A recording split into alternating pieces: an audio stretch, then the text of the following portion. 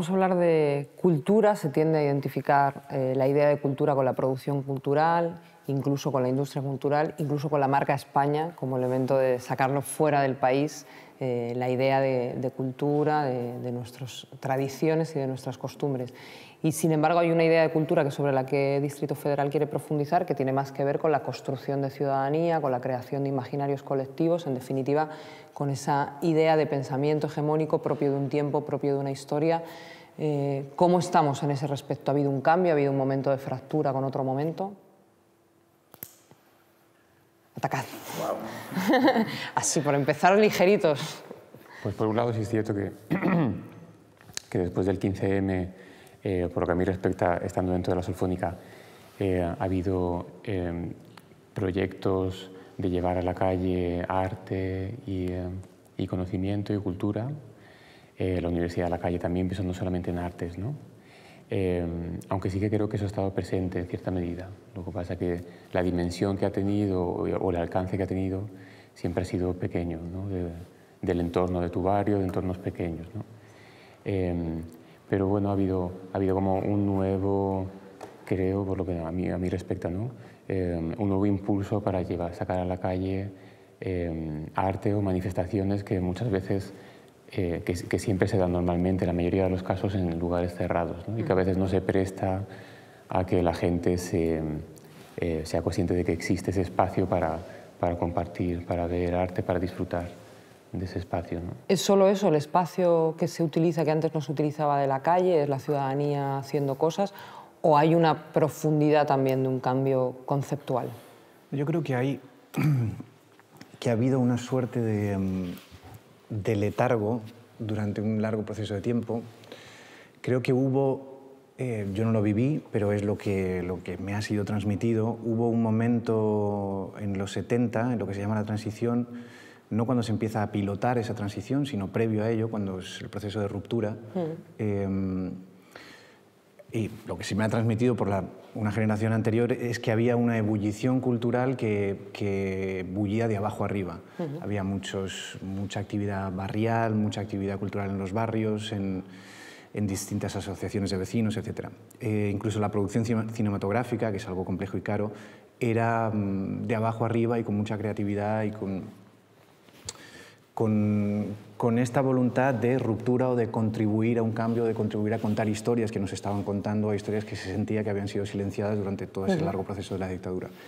Eso acaba cuando esta transición se pilota como se pilota y se conduce como se conduce, y durante un largo proceso de tiempo creo que todos hemos tenido la sensación de que la cultura era algo organizado y gestionado de arriba a abajo, donde había unos cauces donde tú te presentabas y acudías y concursabas para que se te otorgara el permiso, la licencia o la forma para contar la historia que tú querías contar.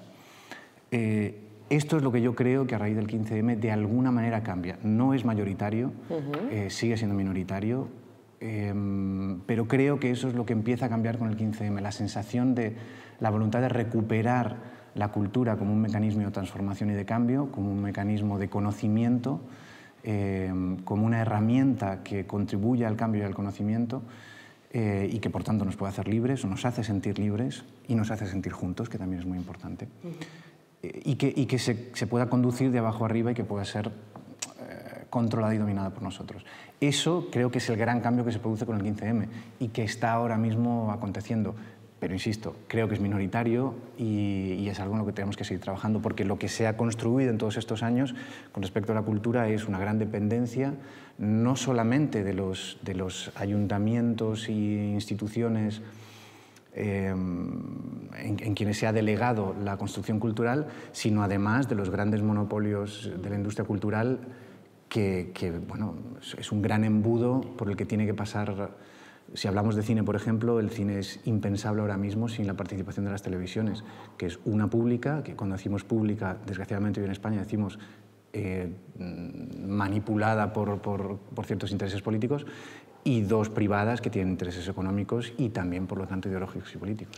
Hablaba Juan de esa cultura concebida de arriba abajo y también del papel de los ayuntamientos, ¿no?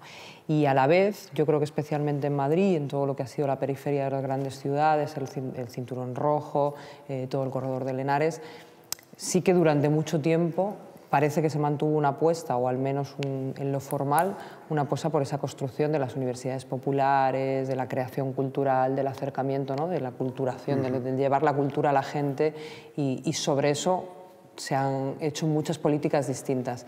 ¿Sirvió para algo? ¿Estaba planteado más en marketing que en profundidad? Curro, yo creo que institución. esto en muchas ocasiones ha sido una especie de acompañamiento con un compromiso real, una noción humanista de universalización del acceso a la cultura, pero que ha formado parte durante décadas también de una construcción muy dirigida a pesar de esa condescendencia, ¿no?, por parte de las administraciones. Y efectivamente, en un momento en el que lo que se agota y lo que se cuestiona es el propio modelo político, el relato, que también a nivel cultural lo ha sujetado, pues también se quiebra, ¿no? Y en esa quiebra más tiene mucho que ver la falta de credibilidad del modelo político, la crisis económica, el cambio de hábitos en el consumo de la cultura y el acceso a la cultura con cambios tecnológicos, etc. Y lo que sí que creo es que eso ha ocasionado las políticas culturales en el ámbito local, dependiendo del perfil que han tenido, y cuando lo han tenido con una voluntad más participativa, a pesar de poder tener un perfil más bajo, porque el propio acceso de la gente al mismo pues, era el de más como espectador permanente que como una actitud de implicación y de creación, creo que eso ha hecho que en muchas ocasiones haya existido un camino andado que ha favorecido que se abran las puertas a determinados cambios que la gente demanda, ¿no? Y eso sí que creo que en determinados sitios es más fácil entender por qué se pueden generar procesos a través de la creación cultural y del encuentro de la gente con esa creación cultural que en otros. De esto de los procesos, David, que habla Curro, ¿no? Cómo el que uno en su vida cotidiana dedique unas horas a hacer cultura, a juntarse con otros, sea con un nivel más alto, más bajo, con mejor o peor calidad, cómo eso construye ciudadanía en unos términos distintos y cómo eso se había apoltronado vosotros desde la experiencia de la Solfónica, cómo eso influye no solo en el impacto de la propia compañía, no sé si llamaros, o del propio grupo, sino en los propios individuos que forman parte de ella, ¿no? Cómo esa apuesta cultural de compartir espacios genera una transformación individual. ¿Cómo lo vivís vosotros? O sea, de entrada la transformación se vive siempre que se experimenta una experiencia artística, por decirlo de alguna manera, ¿no? Y aunque tradicionalmente muchas veces pensamos que aquellos que participan en expresiones artísticas deben ser profesionales, o en su gran mayoría, ¿no? Como que nos está vetado a determinadas personas que no tienen formación poder llegar a un nivel de interpretación o de participación en artes, ¿no? Obviamente hay muchísimos proyectos pues de coros como el nuestro, con gente amateur, y otros proyectos amateurs que desdicen un poco eso y hablan de la necesidad de participar activamente en el arte como necesidad de expresión, ¿no? Aparte está el factor del colectivo, ¿no? O sea, en otras artes plásticas, o puede haber otras artes que sean un poco más individuales, que se vivan de una manera un poco más en relación de la propia persona con la expresión de arte que está teniendo, pero luego en los colectivos se da además esa otra dimensión, que es la del compartir, ¿no? De todas aquellas personas, sea en coro, sea en teatros, esa dimensión de compartir, ese espacio donde podemos entre todos crear un poco de magia, son momentos muy especiales y yo creo que son necesarios. Creo que son necesarios para la gran mayoría de las personas, aunque a lo mejor muchas de ellas todavía no se hayan dado cuenta en qué medida necesitarían tener ese espacio dentro de su semana, ¿no? Aunque sea desde un punto de vista amateur, sin pretensiones de conseguir nada más que ese espacio maravilloso de magia, que ya es mucho, ¿no? Juan, tú que eres creador y que también bueno, gestor cultural y participas de una sala de autopromoción, esta idea de que solo una parte de expertos y de especialistas pueden crear cultura supone que la ciudadanía que la acaba consumiendo desconoce todo el proceso de producción y valora menos el proceso cultural y entiende menos todo el contenido cultural y simplemente va a consumirlo como el que se bebe una pizza, le quita valor al medio elemento cultural y a todo el proceso de producción? La verdad, no es una pregunta sencilla. Como... No dije que fuese a ser fácil. Está bien. Creo que un mayor conocimiento y una mayor participación en el proceso creativo y en el proceso cultural de toda la ciudadanía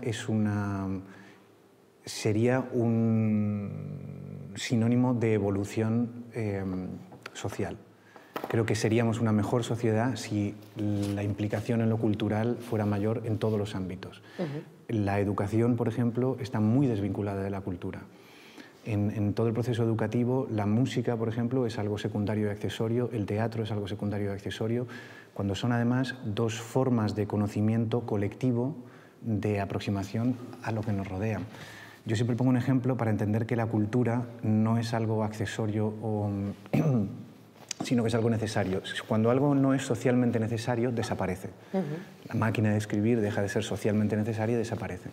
El representarnos, el entendernos a través de la representación, es algo que ha existido desde que vivimos en las cavernas y tuvimos la necesidad de pintar aquello que hacíamos en el exterior, porque nos entendemos como colectivo y como sociedad representándonos. Y esto es escribiendo, pintándonos o haciendo obras de teatro en las que nos vemos y nos entendemos. Todo este proceso debe ser participado de todos los ciudadanos y ciudadanas. Y cuanto mayor participación, más grado de conocimiento del momento que estamos viviendo y de nosotros mismos tendremos. Eso no quita con que siempre habrá gente que tenga mayor predisposición, mayor voluntad de estudiar, de perfeccionarse y que sean profesionales de eso. No es contradictorio el que haya gente más especializada en eso con que todos deban participar del proceso cultural. Desde las instituciones, ¿no? Cuando muchas veces se habla desde creadores y demás, la voluntad está de que toda la ciudadanía sea capaz de imaginarse, de crearse, de construirse en proyectos culturales.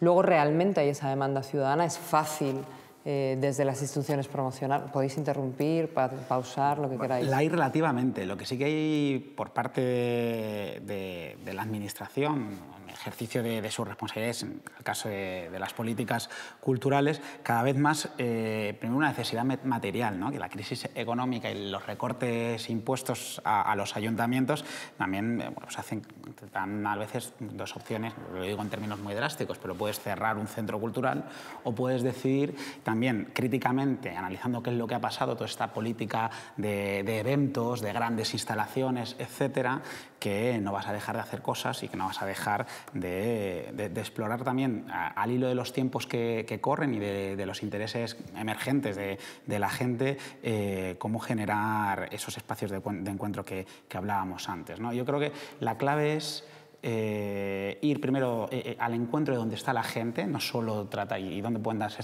esas inquietudes, no solo tratar de que la gente responda a una llamada, y de generar una política cultural que no sea la simple oferta, sino que busque que a partir de ella misma se generen otros procesos. Y cuando eso ocurre, hay veces que cuesta más, que cuesta menos, existe una respuesta de la gente. Sí, mi experiencia en Rivas, por ejemplo, con cosas que nos parecen a veces una locura, como hacer un llamamiento a ver si responden una serie de vecinos a un proyecto de danza comunitaria que consiste en estar una semana entera preparando un montaje sin ninguna experiencia necesariamente previa en la danza. Bueno, pues nos hemos encontrado que se demandaban 60 plazas, se ofertaban 60 plazas y hemos tenido más del triple de solicitudes. Pero además lo importante de eso, porque al final este tipo de cifras parece que es para que el concejal de Cultura se ponga una chapa y diga que estupendo, es que eso sirve. Porque no estamos hablando solo de preparar un montaje, estamos hablando de una dimensión colectiva y comunitaria de un proyecto de creación. Eso sirve para que una vez que han pasado esos 5 días, una vez que se ha representado ese montaje, sigan pasando cosas entre esa gente, ¿no? Parece que si hay oferta institucional acaba habiendo demanda ciudadana. Al revés pasa, vosotros que estáis más en la almendra de Madrid, de esa política cultural de que ya últimamente ni siquiera los grandes eventos, de cerrar teatros, de no apoyar nada, ¿encontráis, si tocáis puertas institucionales, encontráis respaldo a la demanda ciudadana de tener espacios donde encontrar, de donde producir? Debemos decir que nuestro caso es un poco particular y que no hemos tocado puertas institucionales, afortunadamente. Somos muy humildes en nuestras necesidades de espacios y de lo que podemos necesitar, ¿no? Y sí, pero igual que todo movimiento que hoy produzca una manifestación, un acto en Madrid, pues se le ocurre pensar, bueno, lo podría cerrar la Solfónica. ¿Alguno de los eventos que suceden en Madrid, de las instituciones, se le ocurriría decir que lo cierra la Solfónica? No, es cierto que cuando hablamos de grandes eventos institucionales o de grandes eventos en general, ¿no? Podemos pensar, tengo la sensación de que se produce, hay una especie de, hay un desequilibrio, ¿no? Una falta de equilibrio entre aquellos espectáculos que podemos considerar entretenimiento, simplemente entretenimiento, ¿no? Aunque a veces la frontera no está siempre muy clara, ¿no? Entre entretenimiento y arte, pero existe un enorme desequilibrio en ese aspecto, ¿no? Y cuando hablamos de la demanda, o sea, de la respuesta de la gente, ¿no? Quería recuperar un poco cuando hablabas de educación, ¿no? Es cierto que podemos entender que la sociedad, tal cual como está, puede demandar una serie de cosas e intentar ofrecérselas, ¿no? Pero es que aparte existe a través de la educación, que es nuestra única posibilidad de conseguir que la sociedad pueda entender que puede haber cosas más allá de lo que ella piensa que puede ser necesarias en ese momento para esas personas, ¿no? Para poder sentir que necesitas, que es una parte importante de tu vida, recurrir a una expresión artística, a veces hace falta un pequeño proceso de entender qué hay ahí, ¿no? Qué hay ahí detrás, ¿no? Hay una puerta a veces que abrir y de ver qué universo hay detrás, ¿no? Y esa puerta es a través de la educación, a través de alguien que te lleva un poco de la mano cuando somos pequeños, ¿no? Y esa puerta no siempre no existe el espacio, no se están poniendo las cosas fáciles en el espacio en educación, ¿no? Yo creo que no solo no se ponen fáciles, sino que vivimos el proceso contrario. La crisis ha sido la excusa perfecta para decir, como hay que recortar, y tenemos que recortar en todo, todo vale. Quiero decir, bueno, pues tenemos que quitar ayudas a los teatros, pues tenemos que quitar ayudas a los teatros. Siempre será mejor eso que dejar de comer. Pero es que mejor eso que dejar de comer vale para todos. Si tenemos que despedir médicos, será mejor despedir médicos que dejar de comer. Será mejor despedir profesores interinos que dejar de comer. Y la cultura en esto ha sido la gran perdedora, porque es difícil defender, si no sabes el valor de crear ciudadanía que tiene la cultura, es difícil defender, no, pero es importante. Es importante, igual que la sanidad es importante, igual que la educación es importante, la cultura es importante, es necesaria. Yo siempre pongo el ejemplo aquel de las protestas de aquellas mujeres trabajadoras en Chicago cuando decían tenemos derecho al pan pero también a las rosas. Todos tenemos derecho al pan pero también a las rosas. Vivir no es sobrevivir. Vivir es disfrutar de lo mínimo, de un techo, de un salario y de pan, pero además poder disfrutar de una buena sinfonía, de un buen libro, de bailar con tu pareja y de disfrutar de eso que nos hace recordar el papel que significa ser un ser humano. Decía Lorca cuando inauguraba la biblioteca de Fuente Vaqueros, si yo tuviera mucha hambre pediría medio pan y un trocito de un libro. Porque para poder conquistar el otro trocito de pan que te falta, necesitas el libro. Y la cultura es aquello que nos permite crecer para conquistar nuestros derechos. Por eso creo que es tan importante y por eso una parte del cambio que estamos viviendo, que está viviendo la cultura, desgraciadamente tiene que ver con la pauperización de la cultura. El cine está siendo devastado, el teatro está siendo devastado, los procesos de las artes escénicas están siendo muy dañados por los recortes, por la subida del IVA, que está siendo absolutamente devastadora en nuestro ámbito. Y eso hace que mucha gente que antes pues, trabajaba cómodamente se vea abocado a crear sus propios proyectos simplemente por necesidad. Y cuando te pones a crear tu propio proyecto, ¿de qué vas a hablar? De lo que tienes a tu alrededor. ¿Y qué tienes a tu alrededor? Pues que no llegas a fin de mes, que a fulanito primo tuyo lo han desahuciado. Por eso hay mucho relato últimamente, por lo menos en el teatro, sobre cuestiones sociales, porque uno relata lo que ve, uno habla de lo que ve. Y esto, desgraciadamente, está siendo empujado por la absoluta pauperización que viven las artes escénicas y el cine. Luego entraremos con el IVA, la industria y las dificultades de los creadores, ¿no? y de también vivir dignamente de la cultura, ¿no? Que bueno, parece casi un delito, ¿no? Pero me quiero entretener en una cosa que decías. El tema de la pauperización parecería lógico, y de la educación, con un par de cosas.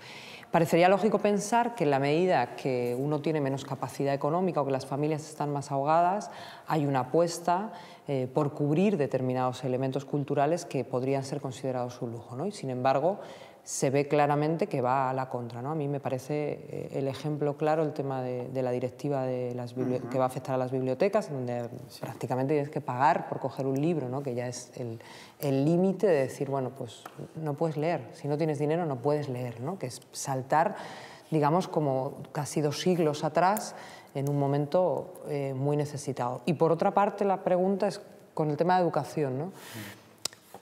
Obviamente, si pudiésemos legislar en el Estado sobre el currículum, pues hablaríamos de otra cosa. Pero incluso desde otros ámbitos de poder institucional, es tan caro formar educativamente a la gente, es tan caro llevar teatro a los colegios, escuelas de música, es tan caro como para que se...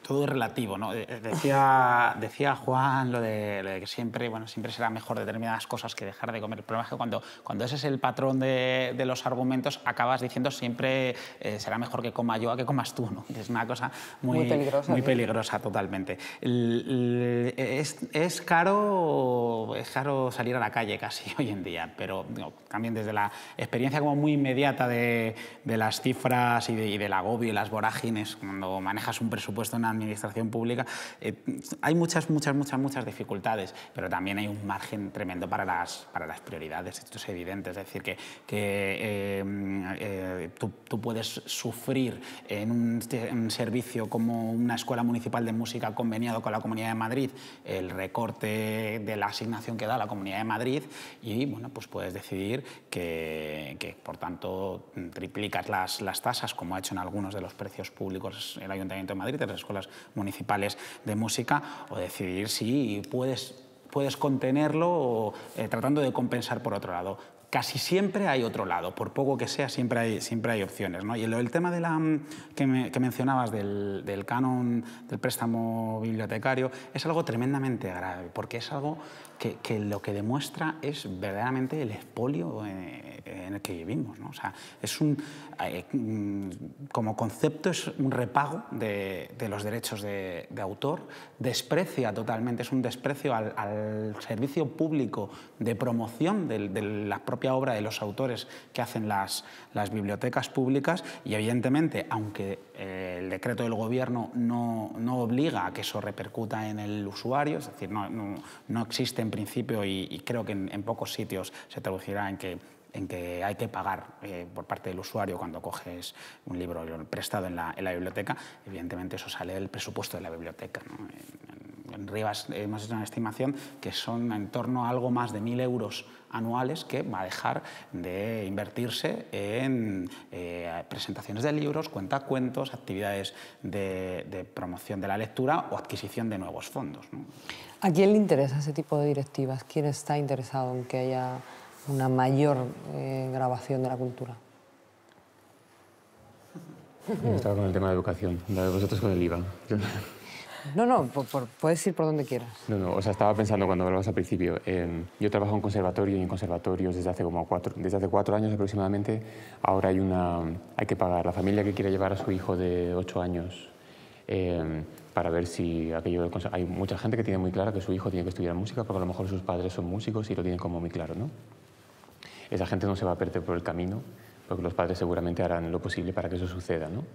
Pero hay mucha gente en mi generación, y yo soy uno de ellos, que mi familia no viene... Es una familia humilde y no hay ningún músico en mi casa, ¿no? Yo me he convertido en músico finalmente porque las condiciones que ha habido en la época en la que yo estudiaba eran muy fáciles, me ponían las cosas muy fáciles para poder entender si aquello era lo mío, ¿no?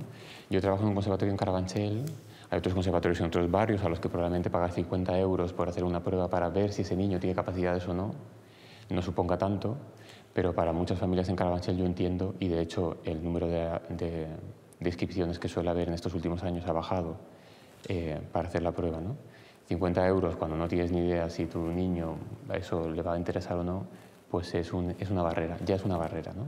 Ya empiezas con una barrera para ver que en esa zona donde está ese centro que puede dar ese servicio y puede descubrir a gente que pueda dedicarse, que pueda ser feliz haciendo eso, ¿no? Estás impidiendo que esa gente pueda llegar, ¿no? Aparte de las matrículas, hace un par de años también subieron mucho las matrículas y bueno, son impedimentos. En cuanto al IVA, seguro que Juan Diego tiene las cosas muy claras. No, con respecto al IVA es simplemente incomprensible. Con respecto al IVA es simplemente incomprensible porque no... Es una medida que está destrozando el sector cultural. Las artes escénicas es terrorífico, el teatro es terrorífico porque es un IVA que se aplica a todo el proceso creativo. O sea, cuando produces una obra de teatro, ese IVA ha pasado a un 21%, los márgenes de beneficio son prácticamente inexistentes y un enorme porcentaje de las compañías, muchas han caído, muchas han desaparecido. Y muchas trabajan sin ganar dinero. La gran mayoría trabajan sin ganar dinero o ganando muy poquito dinero, en unos márgenes que no te permiten vivir de tu trabajo. Entonces hay un montón de profesionales que no pueden vivir de su trabajo. En La Miradora ahora mismo tenemos una obra que se llama La Gente, que estuvo nominada como texto revelación a los Max en la temporada pasada, escrita por dos valencianos, Pérez y Disla, excelente obra.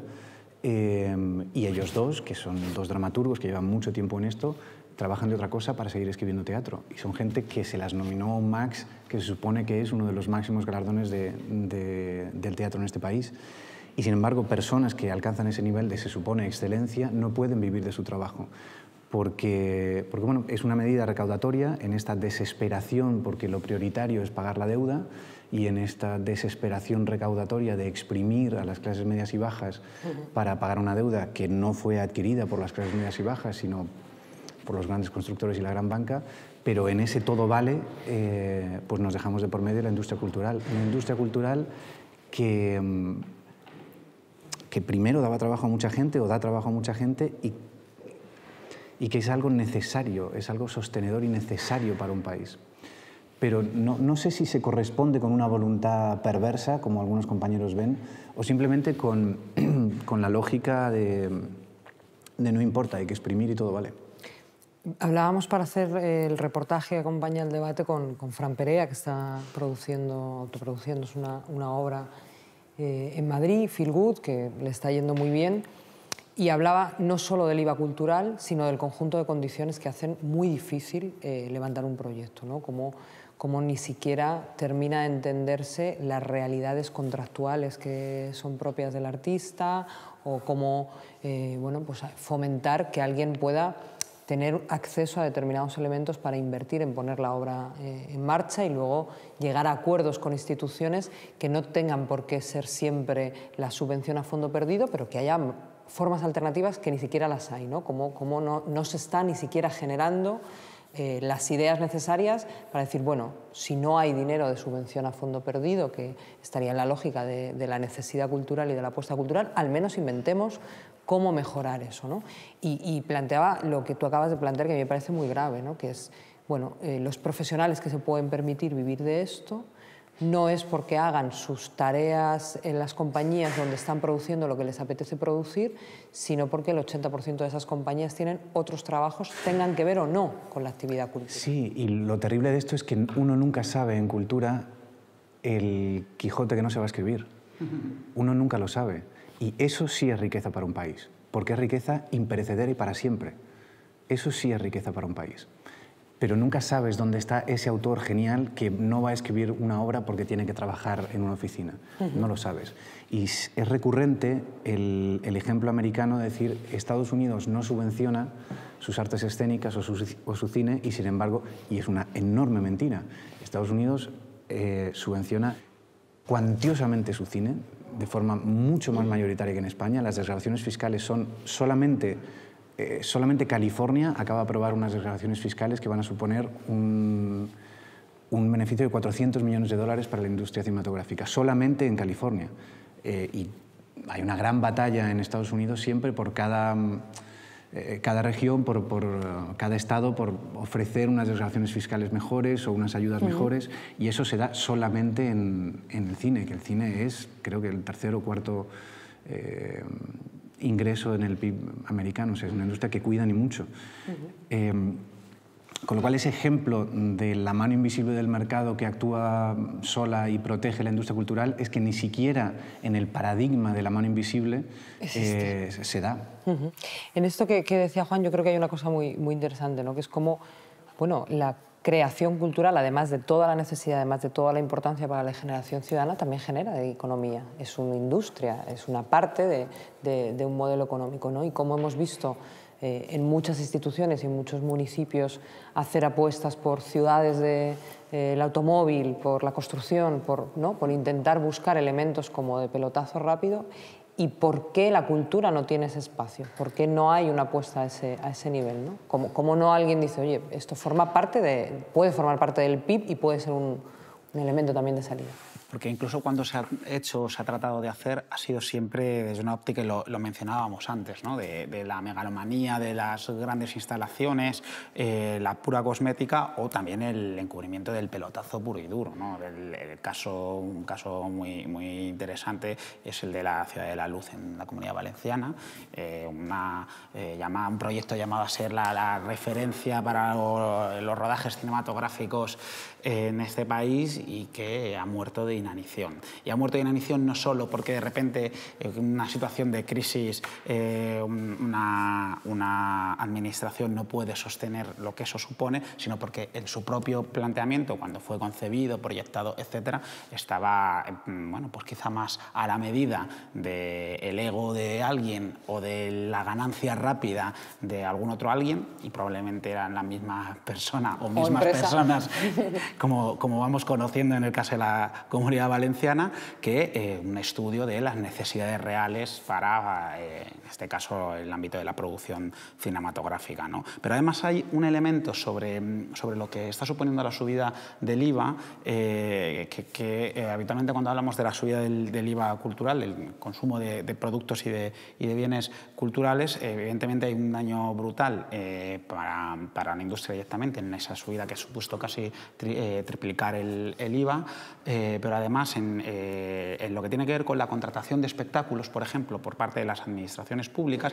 que ya se aplicaba el IVA máximo, ese mismo tipo de IVA máximo también subió 3 puntos, con lo cual ahí hay un margen también de, si además tienes la voluntad de mantener los precios congelados, los precios públicos congelados, asumiendo la subida del triple de IVA por una parte, por la parte del consumo, por la parte de la contratación tienes que asumir también que ha subido 3 puntos el tipo máximo, hay ahí, bueno, pues un destrozo importante, ¿no? Y con el tema un poco del mecenado, a mí, que por cierto, otro de los grandes proyectos que nunca verán la luz, y no sabes si casi mejor, ¿no? Porque los modelos de mano invisible del mercado, que en realidad son una forma de subvención encubierta que nadie controla, porque es la de quien tiene el dinero para poder invertir, son muy peligrosos. Se me han quedado 2 temas colgados y estamos entrando en recta final. Uno, al que le quiero dar otra vuelta, el tema de la utilización de los espacios públicos, ¿no? Y de cómo la calle se ha vaciado de creación y se ha vaciado, y cómo, bueno, los últimos, creo que fue el verano pasado, la nueva ordenanza de músicos en la que tienes que hacer una prueba, que pagar un dinero, ¿no? Cuando uno tiende a pensar que si uno pasea por una ciudad y hay música a su alrededor, pues si te gusta le aportas algo y si no, no. Que hasta qué punto es obligatorio que las instituciones regulen el uso cultural y la expresión cultural en los espacios públicos, ¿no? La gente se quejaba muchísimo, y con razón, porque decían cuando hablaban de que hacían una prueba a la gente para ver las aptitudes que tenían para estar tocando en la calle, ¿no? Que decían, pero si es la propia gente la que nos dice si estamos aquí o no estamos aquí, ¿no? O sea, si yo necesito sacar algo de dinero por esto que hago, y aquí no estoy consiguiendo nada, es que la propia gente me está diciendo que no es mi espacio, ¿no? Que no es el lugar donde debo estar, ¿no? O sea, no aporta nada desde la institución, y de hecho creo que las pruebas tampoco fueron. Ni el tribunal parecía que aquello se estaba llevando con demasiada seriedad, pero sí, desde luego, es fundamental que la calle sea un espacio de encuentro, porque, bueno, desgraciadamente hay a veces esa barrera de que uno tiene que desplazarse a lugares cerrados para disfrutar de determinado arte, y a veces hay que salir al encuentro de la gente, ¿no? Mantener ese espacio abierto y autorregulado, por decirlo de alguna manera, ¿no? es fundamental para que exista ese punto de encuentro. Si no, acabamos todos en casa delante de la tele. Hay una apuesta en los nuevos proyectos culturales, las nuevas salas, también por no solo hacer teatro de cara a la sala, de cara a los profesionales, sino de vincular al barrio, de salir, de encontrarse con la gente en el entorno. Sí, bueno, el barrio en el que se inscribe la Sala Mirador, el barrio de Lavapiés, es un barrio muy peculiar de Madrid, es un barrio muy... Donde estamos, por cierto. Donde estamos, por cierto. Particularmente multicultural, donde habitan un montón de movimientos sociales, es de alguna manera epicentro de... Uno va caminando por la calle y escucha a unos hablando de la clau, que es lo que se lleva ahora, y 3 calles más abajo oyes hablar de confluencia o convergencia. Lavapiés es donde un poco pasa todo. Y la Sala Mirador está en Lavapiés, de modo que sería impensable que no tratáramos de salir a la calle. Tratar de salir nosotros a la calle y dejar que la calle entre en el teatro. Solfónica estuvo en la Mirador y tenemos ahí una cosa entre manos para que vuelvan. Y muchos espectáculos que son espectáculos de calle también tratamos de que entren. La idea es que la realidad entre en el teatro. Yo estoy programando esa sala porque consideré que era un momento donde el teatro vivía un momento de mucha implicación social y me apetecía que la Mirador pudiera servir como un lugar donde esa reflexión sobre lo que nos está pasando, decía de nuevo Lorca, está claro que es un referente para mí, decía Lorca en Comedia sin título: venís al teatro a ver lo que pasa, pero no lo que nos pasa. Nosotros queremos que la gente venga al teatro a ver lo que pasa y lo que nos pasa. Pero también tenemos la necesidad de salir del teatro, de hacer teatro en la calle, de hacer conciertos en la calle y de alguna manera, lo que decía Curro antes, hay que ir donde está la gente. Y el teatro también tiene que ir donde está la gente. Y buscar esos espectadores y contarles que esto que hacemos les interesa, les involucra, les importa y les interesa. Antes del cierre que os quiero plantear a los tres, hablaba, lo ha mencionado de pasada Juan, de los galardones, ¿no? Y de cómo esa cultura entendida de arriba abajo ha utilizado esos galardones para definir qué está dentro de lo culturalmente aceptable y qué está fuera y queda en el ostracismo, ¿no? Hay márgenes para inventar galardones distintos, métodos distintos en los que el reconocimiento de una obra, digamos, que sea más democrático, que sea realmente objeto de exclusivamente el valor cultural de la obra, o digamos que el sistema de galardones va a seguir siendo un modelo en el que se premia a quien esté en donde tiene que estar. Bueno, depende, claro, el modelo así como de grandes galardones es difícil que pueda cambiar de lógica. También determinadas tentativas democratizadoras no necesariamente tienen por qué conllevar un aumento de la valoración de la calidad artística o creadora en sí mismo, ¿no? Que esto es otro debate. Lo que me parece interesante, y está un poco al hilo de las referencias que hacíamos sobre el tema de la calle, es pensar qué propuestas no solo pretenden salir al encuentro de lo que pasa en la calle, sino también reflexionar en el momento en el que se está expulsando a la gente del espacio público y se está privatizando el espacio público, cómo a través de la propia experiencia artística podemos reflexionar sobre ese espacio público para recuperarlo, ¿no? Entonces, si pensamos un poco en esa clave, seguro que hay margen para que los galardones de determinado tipo de certámenes, concursos, etcétera, ganen en calidad democrática en ese sentido, ¿no? Independientemente de cómo participado sea el criterio de concesión del galardón. Vamos a ponerle broche, lamentablemente. Yo creo que seguiríamos hablando de cultura un buen rato. Hemos hablado de cómo hubo un momento de explosión cultural que quedó, digamos, taimado por esa cultura de política de Estado desde arriba hacia abajo. Hemos hablado de cómo la crisis expulsa a buena parte de la creación cultural y cómo corta lo que durante tiempo sí fue posible hacer. Da la sensación de que nos quitaron el pasado, nos recortan el presente.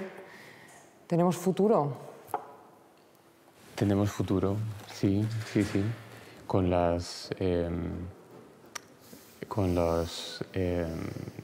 iniciativas pequeñas, mayores, que cada uno pueda llevar a cabo en su entorno y con la gente con la que se siente afín, y tenemos futuro si entendemos la importancia de de la educación cultural, artística, no solamente para formar profesionales, sino para abrir esa puerta a todas las personas, para entender que hay una dimensión que pueden desarrollar y que les puede llevar a una enorme gratificación, ¿no? Es fundamental entender que no podemos dejar solo el espacio para formar profesionales. No es algo que disfrutamos todos, que debemos disfrutar todos y que debemos aprender a disfrutar cada vez mejor. Hay un aprendizaje, hay un proceso. ¿Hay futuro? Sí, con respecto a lo cultural, los pronósticos en lo inmediato es difícil que sean optimistas, porque la realidad es que el sector cultural en España está francamente tocado. Yo creo que el optimismo pasa por el convencimiento de que vivimos lo que se presenta como un curso social y político único. Creo que mi generación no ha vivido la posibilidad de un cambio real como el que vislumbramos de aquí a noviembre, de aquí al siguiente noviembre. Y las posibilidades que eso abre en todos los ámbitos, en el político, en el social y por supuesto también en el cultural, es donde de alguna manera para mí están puestas las expectativas de cambio, porque de otra manera es reproducir un modelo